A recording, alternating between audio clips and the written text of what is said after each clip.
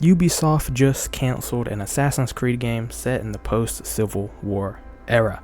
What's going on, you guys? The Daily Pleb here. I find posts on the internet, I read them, I read the replies, and I let you come to your own conclusions. If you think you might like that content, make sure to subscribe.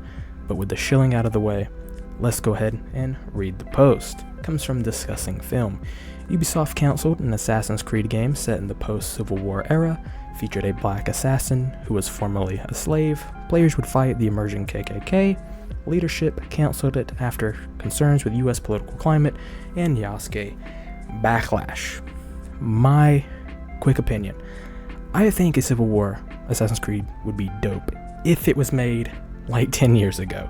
I've been wanting a game set in the Civil War since Assassin's Creed 3. I think it's really awesome. You know, it went from muzzle loaders at the beginning to the repeating rifle at the end.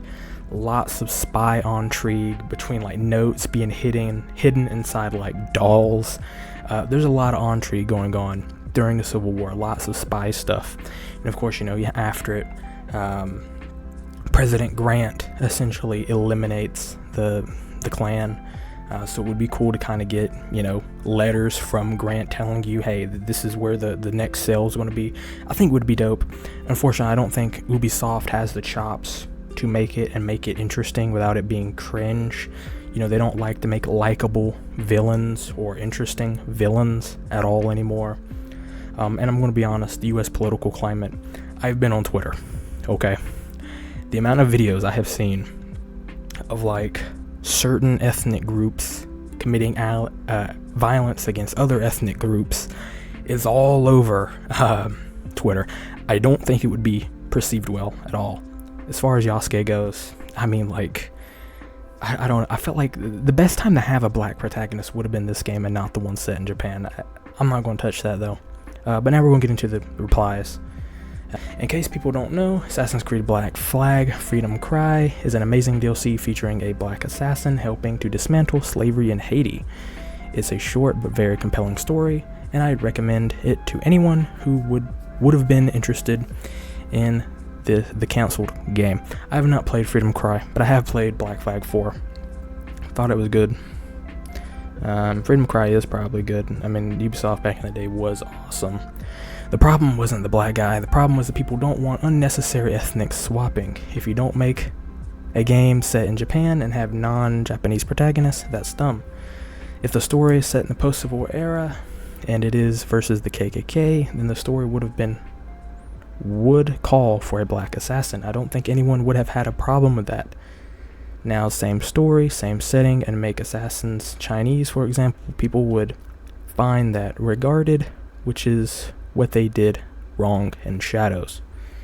This is true, but once again, I still think you'd have a lot of problems with it. I really, really do, just on what's happening right now.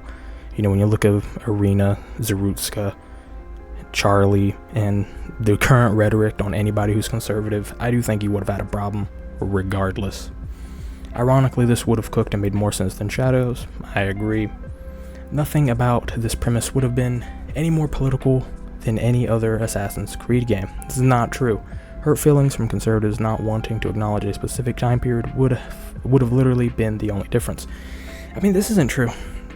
I mean, Assassin's Creed Unity, I thought was very good politically because it actually had King Louis be the victim, which he actually was, if you sort of look into that at all.